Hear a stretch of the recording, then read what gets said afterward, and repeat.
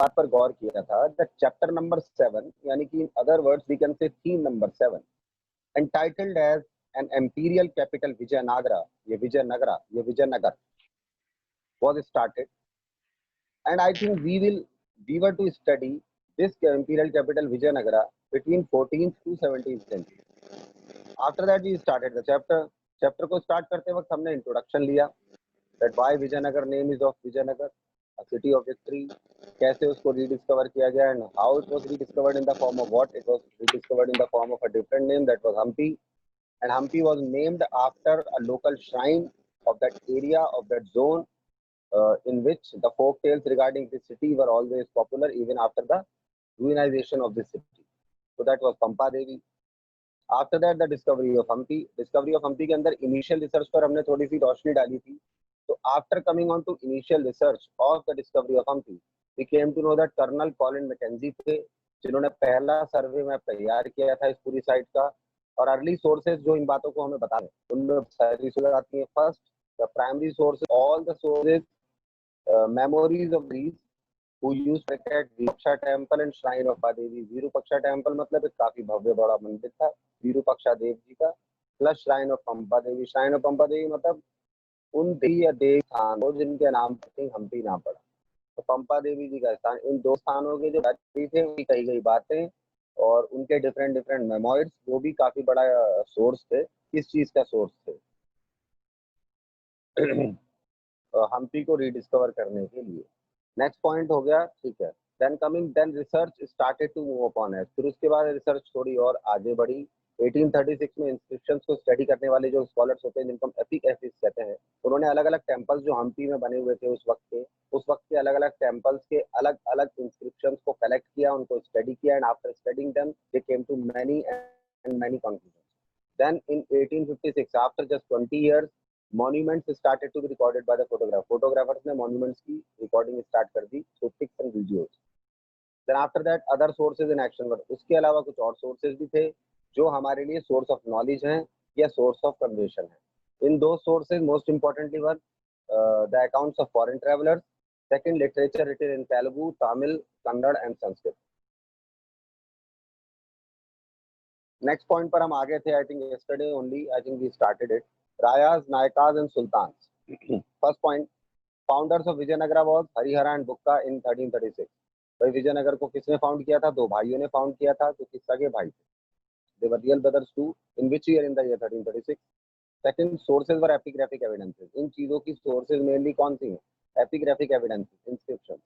Mainly इस बात का हमें पता, इस बात से most important ही चलता है कि उस वक्त के वहाँ के जो एपिग्राफिक एविडेंसेस हैं, एपिग्राफिक एविडेंसेस मतलब इंस्क्रिप्शंस हैं, उन इंस्क्रिप्शन से हमें ये जानने का मौका मिलता है that the founders of Vijayanagar were the two brothers named as Harihara and Bukka in the year 1336.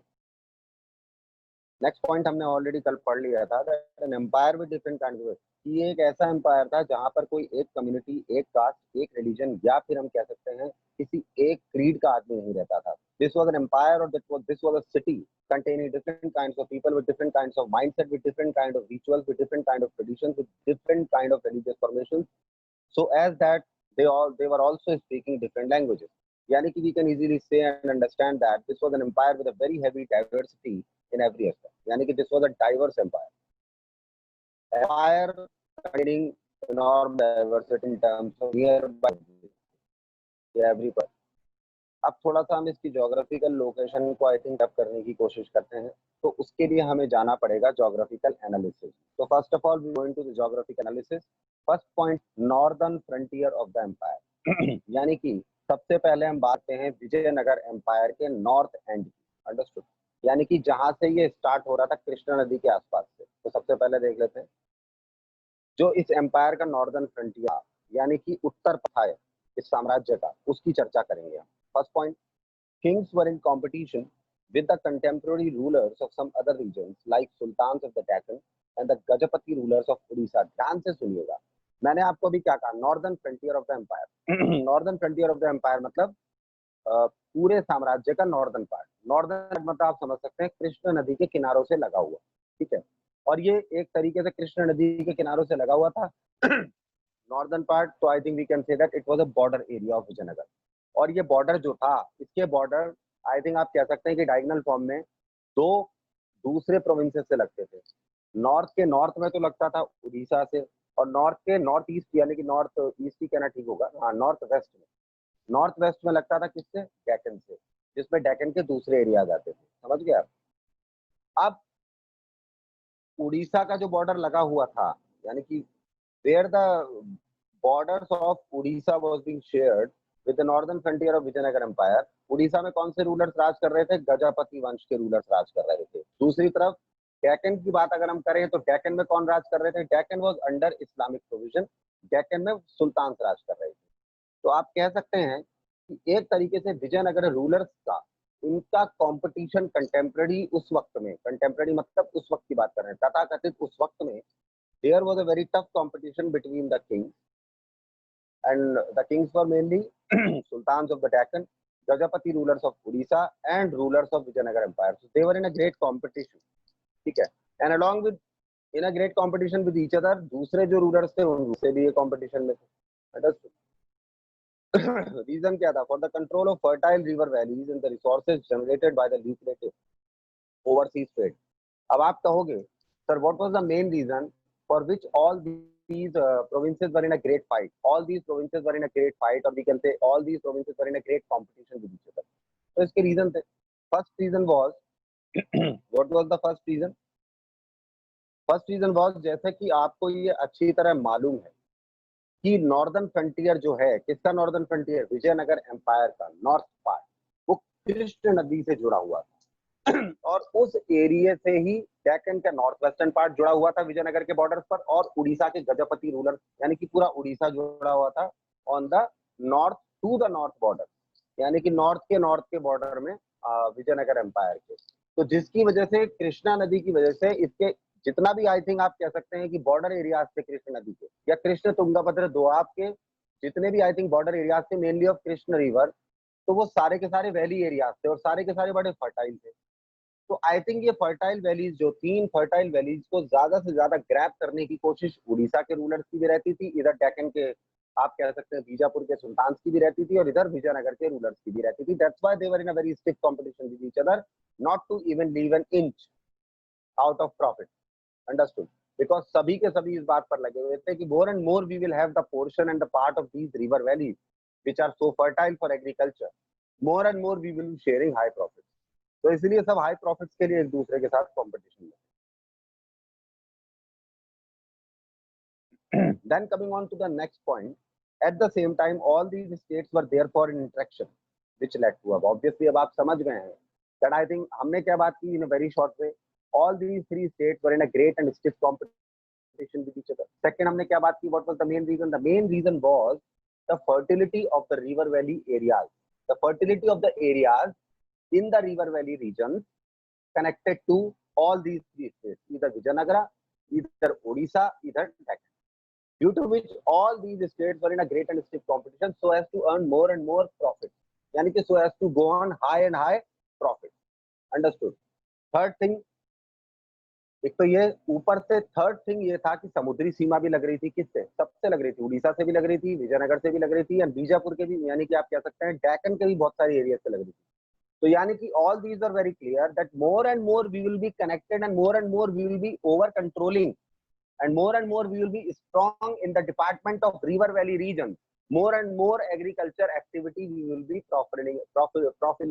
proliferating upon, and more agricultural activity will be proliferating upon will be leading to more and more production, and more production will be leading to more and more overseas trade through seas to different countries.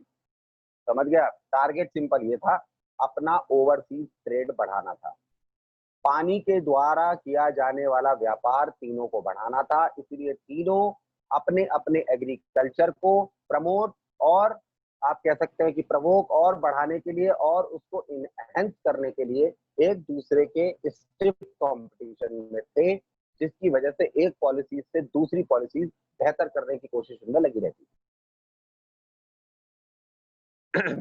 Next point, the sharing of ideas, especially in the field of architecture, like borrowing of the concepts related to the building techniques of different forms in architecture by Vijayanagar rulers. दूसरी बात, Vijayanagar ruler से कहते हैं ना कि देखो हर वंश की एक अपनी खास बात होती है। सपोजिटली हम कहते हैं गुप्ता वंश की क्या थी, उनकी अपनी बेला है। अ, मौर्य वंश की क्या थी, उनकी अपनी बात हो जाती है। सतवाहन वंश की, कहने को हर वंश अपने आप में एक कंप्लीट डायनेस्टी होता है, कंप्लीट लाइफ, एक कंप्लीट आप कह सकते हैं कि पूरी तरह से टेरिटोरियल फॉर्मेशन देकर जाता है।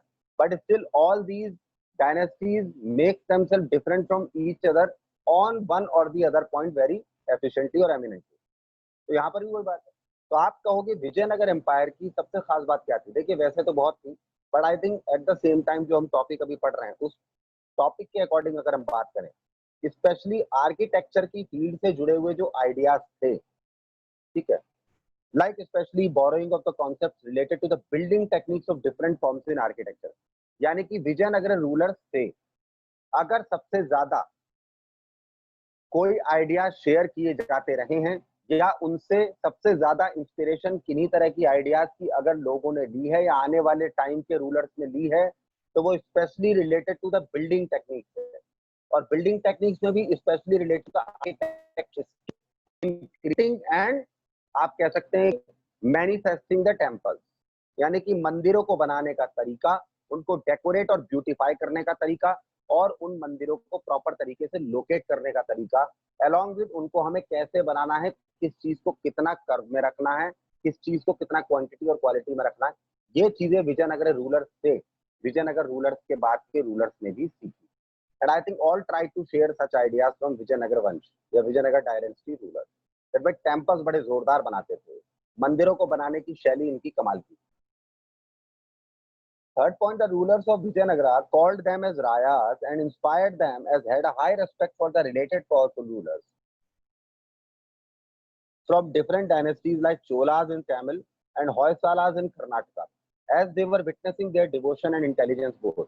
अब आप देखिए एक खास बात जो आज हमारे दुनिया में किसी कोने में ये चीज देखने को मिलती नहीं है, just because we are saying that we are moving into a democratic wave, ठीक है, due to that democratic wave all the countries persisting or existing in this world are bound to follow some policies on a common scale कि भाई तुम भी शांति करो और हम भी शांति करें।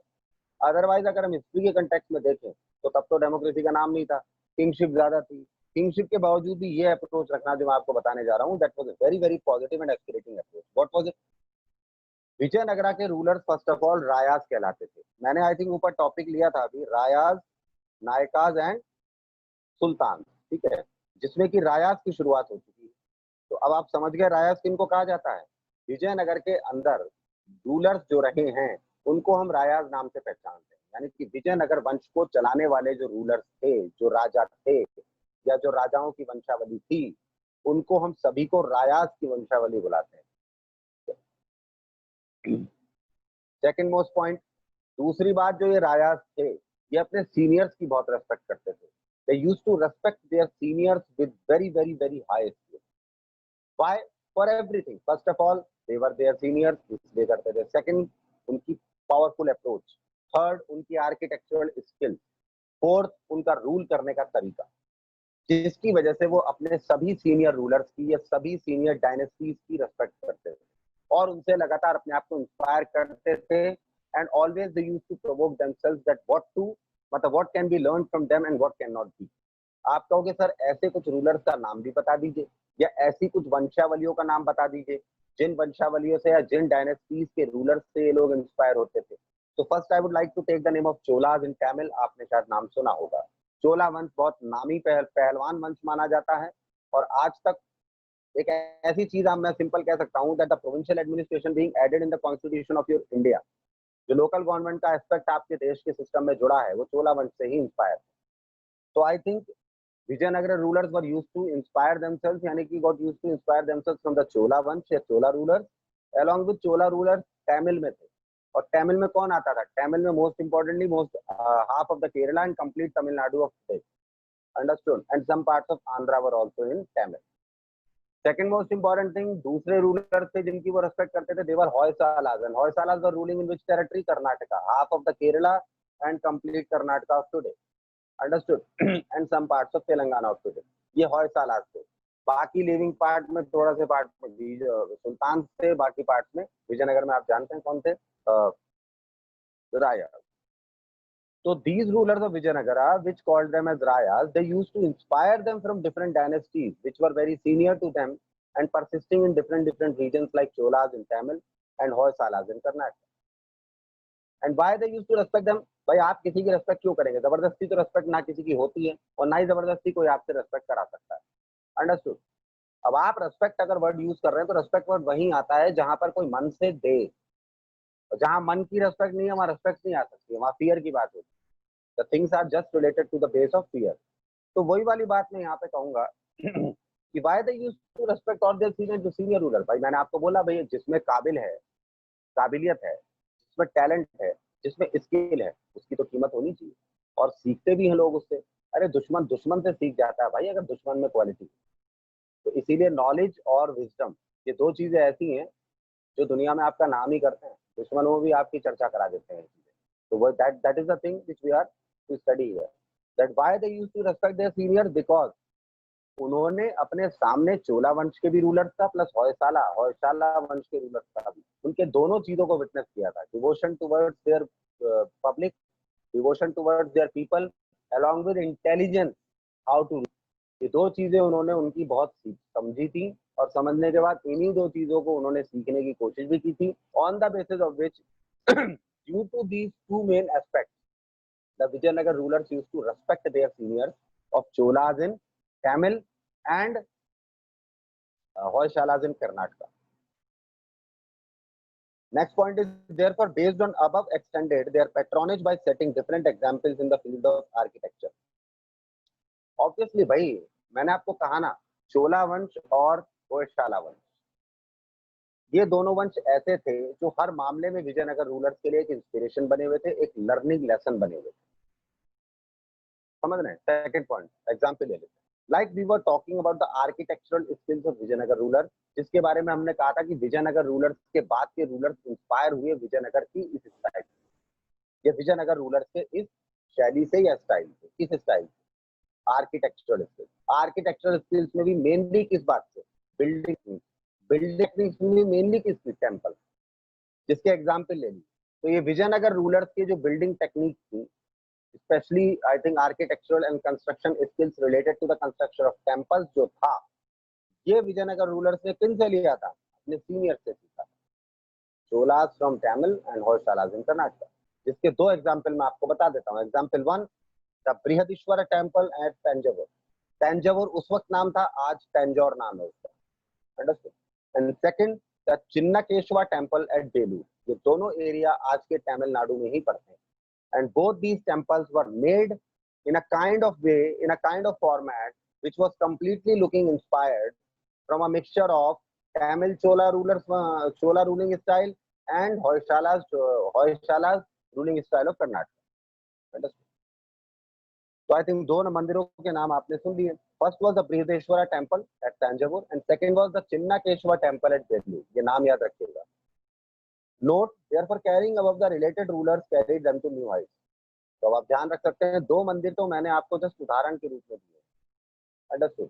इन्हीं दोनों मंदिर को बनाने वाले वंश जिसको हम विजयनगर वंश रहे हैं, विजयनगर डायनेस्टी बोल रहे हैं, उन्हीं के रूलर्स ने अपनी प्रैक्टिस को स्टॉप नहीं किया.